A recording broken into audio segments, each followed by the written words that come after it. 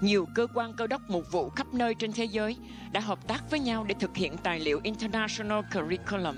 Những bài học này đã được thực hiện để giúp đỡ các hội thánh tại nhiều quốc gia và trang bị cho các tín hữu hiểu rõ niềm tin của mình và trở thành người phục vụ đắc lực cho Chúa Giêsu yêu dấu của chúng ta.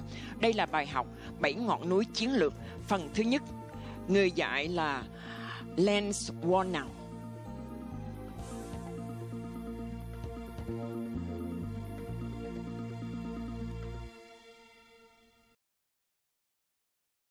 Hi, I'm Lance Wallnow, and it's especially going to be interesting for me today to be working with you because of who you are. Tôi là Lance Wallnow.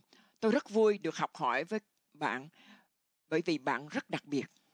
You are leaders who are about to shape nations. Bạn là người lãnh đạo đang sắp sửa thay đổi những quốc gia. My work with the United Nations and with businesses and governments gives me a unique perspective on the Việc kingdom. làm của tôi trong Liên Hiệp Quốc và công việc với các thương gia cũng như với các chính phủ cho tôi một tầm nhìn đặc biệt về vương quốc của Chúa. And the kind of people that I work with are usually people that are just discovering who they really are. Những người tôi làm việc chung thường là những người vừa mới khám phá ra họ là ai.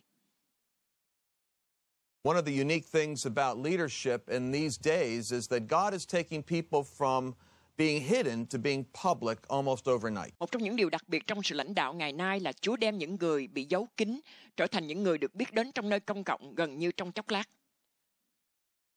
I believe that many of you have been going through processes to prepare you for a very great destiny. Tôi tin là nhiều bạn đã và đang trải qua những quá trình để được chuẩn bị cho một mục đích vĩ đại trong tương lai. Years ago, I remember visiting a friend's house, and he had a tropical fish. It was about maybe 2 or 3 inches long. Nhiều năm trước đây tôi có đi thăm một người bạn và anh ta có một con cá ở vùng nhiệt đới dài cỡ 2-3 phân. And that fish was so beautiful, I said, how large will that fish actually become? Con cá rất đẹp và tôi hỏi anh, con cá đó nó sẽ lớn cỡ nào? He said, well, that's 2.5, 3 inches, but that's because it's in a small fish tank. Và anh nói rằng vì cái hồ cá này nhỏ nên nó chỉ lớn chừng 2-3 phân thôi. If you put it in the river where it came from, it could be a foot long. Nếu anh thả nó ra ngoài sông thì nó sẽ dài gấp 10 lần hơn. I felt the Holy Spirit was showing me something then that you need to know. Tôi cảm nhận là Đức Thánh Linh đang muốn bày tỏ một vài điều mà bạn cần phải biết. That fish could only grow to the size tank it was swimming in. Con cá nó chỉ lớn trong cái khuôn khổ của cái hồ mà nó đang bơi. You're a very fortunate person Bạn là người rất may mắn. because you, through these teachings, are able to get the whole gospel. Bởi vì qua cái sự dạy dỗ này, bạn sẽ nhận được một tin lành trọn vẹn. And that means that you can grow without limits because God doesn't have limits. Điều đó có nghĩa rằng bạn sẽ phát triển không giới hạn bởi vì Chúa của chúng ta không có giới hạn. You will always grow to the size revelation you're swimming in. Bạn chỉ có thể lớn lên trong cái tầm cỡ của sự mặc khải mà bạn đang có. And my assignment is to proclaim to you the gospel of the Và cái kingdom. trách nhiệm của tôi là tuyên bố cho bạn về cái tin lành trọn vẹn của vương quốc For Chúa. many of you, this message is going to shatter the fish tank that you might have been stuck in. Đối với nhiều bạn, cái bài giảng này sẽ phá tan cái hồ cá mà bạn đang bị giam ở trong đó. Because the gospel of the kingdom impacts every area of life, not just life in the church. Bởi vì tin lành của vương quốc Đức Chúa Trời sẽ ảnh hưởng mọi mặt trong cuộc sống của bạn chứ không chỉ ở trong nhà Let's take a thờ. look at Luke, the Gospel of Luke, chapter 4. Chúng ta hãy xem tin lành Luca đoạn 4. The devil takes Jesus up to a high mountain in verse 5, and he shows him all the kingdoms of the world in a moment of Trong time. câu số 5, ma quỷ đưa Chúa Giêsu lên ngọn núi rất cao và chỉ cho Ngài các vương quốc trên thế gian trong một cái thời điểm. And the devil said to him, Và ma quỷ nói với Chúa, I will give you all of this power ta sẽ cho ngươi mọi quyền phép and the glory of these kingdoms và sự vinh hiển trong các nước đó. because it has been handed over to me, and I give it to whomsoever I wish. Vì nó được giao hết cho ta và ta muốn cho ai tùy ý ta. Now, this is an important concept. I want you to think about this. Đây là một ý tưởng rất quan trọng mà tôi muốn bạn suy nghĩ về điều này. The devil brings Jesus up to a high mountain, Ma quỷ nó đem Chúa lên núi cao and he shows him all the kingdoms of the world in a moment of time. và chỉ cho Ngài tất cả các vương quốc trong thế gian trong cái lúc đó. And he says to him, all of the power of this Và nó nói rằng mọi quyền phép and the glory và sự vinh hiển has been given to me, ở trong các nước đó đã được giao cho ta, and I give it to whom I will. và ta muốn cho ai tùy ý ta. The first thing I want you to see is that this temptation has to do with kingdoms, not just one kingdom. Điều đầu tiên tôi muốn bạn chú ý đó là sự cám dỗ này liên quan tới nhiều vương quốc chứ không phải là một vương quốc. And that the kingdoms involve power and Và glory. các vương quốc này cũng có liên quan tới quyền phép và sự vinh Do hiển. you remember Jesus' prayer, the Lord's Prayer that ends with, "For thine is the kingdom, the power, and the glory"? Bạn có nhớ là trong cái bài cầu nguyện chung, bài cầu nguyện kết thúc bằng vì nước, quyền, vinh hiển đều thuộc về Cha. These three concepts all go together. Ba ý tưởng này liên quan với nhau.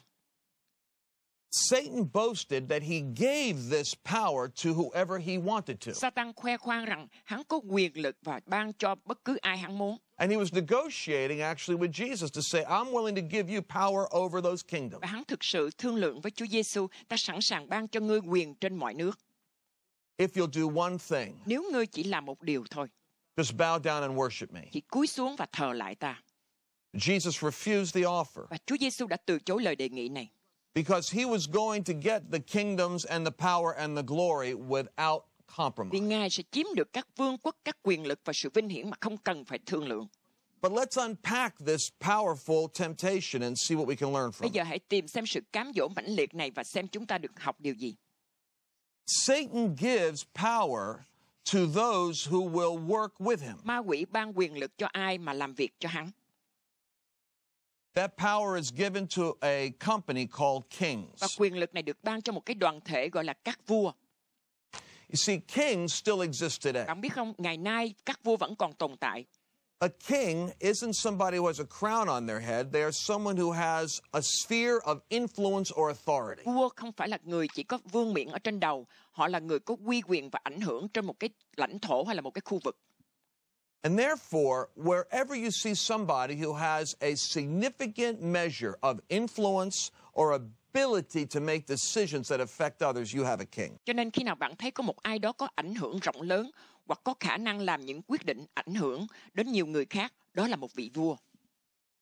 And so our warfare is really not against flesh and blood, but against spiritual powers. Cho nên cái trận chiến của chúng ta không phải là với thịt và huyết, nhưng là với thế lực thuộc linh.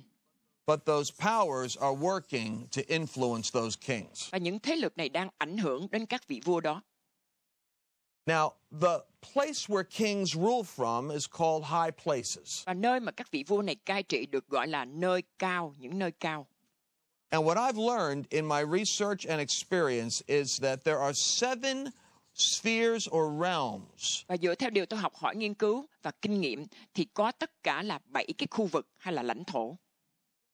7 mountains is what I call it that make up the influence that shapes nations. Cái mà tôi gọi là 7 cái núi, 7 ngọn núi tạo nên ảnh hưởng và hình thành các quốc gia. We have the religion mountain, for instance. Ví dụ như là chúng ta có cái ngọn núi tôn giáo. If you're in the Middle East, that would be an Islamic influence. Nếu bạn ở vùng Trung Đông thì bạn có thể bị ảnh hưởng bởi Hồi giáo. If you were in China, it might be Buddhist. Nếu bạn đang ở Trung Hoa thì có thể là Phật giáo. But regardless of what religion it is, religion is something that shapes the minds of men. Bất cứ tôn giáo nào cũng sẽ đem lại cái sự tạo thành cái tâm trí của một người. Now, the devil can't be everywhere at one time. Và ma quỷ thì không thể ở mọi nơi trong một lúc. So he has to leverage his influence through high places. Vì vậy nó phải mở rộng cái ảnh hưởng của nó ở các nơi cao. The religion mountain is one area where he can influence multitudes through a few kings. Và cái ngọn núi tôn giáo là cái lĩnh vực mà ma quỷ có thể ảnh hưởng nhiều người qua một vài vị vua. But the family is also another powerful shaper of culture. Nhưng mà gia đình cũng là một nơi mạnh mẽ để khuôn đúc nên cái phong tục tập quán. If you're a Christian, you can resist the influence of a religion by raising your children to follow Christ. Nếu bạn là người theo Chúa, bạn cũng có thể đẩy lùi cái sức ảnh hưởng của tôn giáo bằng cách dạy dỗ con cái của mình đi theo Chúa. So mothers and fathers have powerful influence over the culture of their family. Vì vậy, cha mẹ có một ảnh hưởng lớn trong cái sự tập tục của gia đình mình. Religion has an influence over the culture. Tôn giáo có cái ảnh hưởng trên phong tục tập quán. And education has a powerful influence. Và giáo dục thì cũng có ảnh hưởng lớn lao. Because when a child is raised to believe certain things, when he gets older, he doesn't question Vì khi them. một đứa trẻ được dạy dỗ trong một cái niềm tin nào đó, thì khi nó lớn lên, nó không còn thắc mắc về cái niềm tin đó nữa. So Satan wants to influence the educational system. Vì vậy ma quỷ nó muốn ảnh hưởng trên cái hệ thống giáo dục. He wants to influence the culture of families. Hắn muốn ảnh hưởng cái tập tục của gia đình. He wants to influence religious high places. Hắn muốn ảnh hưởng những cái nơi cao của tôn giáo. And he wants to influence governments. Và hắn muốn ảnh hưởng các cấp chính quyền. Because the political structure is going to rule in most nations. Vì cái cấu trúc chính trị sẽ nắm quyền hết các nước. Now remember, what we're talking about here is kingdoms. Hãy nhớ là chúng ta đang nói về các vương quốc. And the reason this is critical is because you're called to preach the gospel of the kingdom. Điều này quan trọng bởi vì bạn được kêu gọi để giảng tin lành của nước trời. And the kingdom rules over all of these mountains. Và vương quốc của Chúa thì cai trị trên các núi này. But many of us have focused almost exclusively in the church mountain. Và nhiều người trong chúng ta thì thường chăm chú vào những cái núi của hội thánh. And as we'll find out today, when we do that, we miss what Jesus wants. Và khi chúng ta sẽ tìm ra hôm nay là chúng ta làm như vậy thì chúng ta bị mất cái điều mà Chúa muốn. He wants you to teach your nation. Ngài muốn chúng ta phải dạy dỗ các dân tộc mình. He wants you to teach your nation how families are supposed to Ngài muốn operate. chúng ta dạy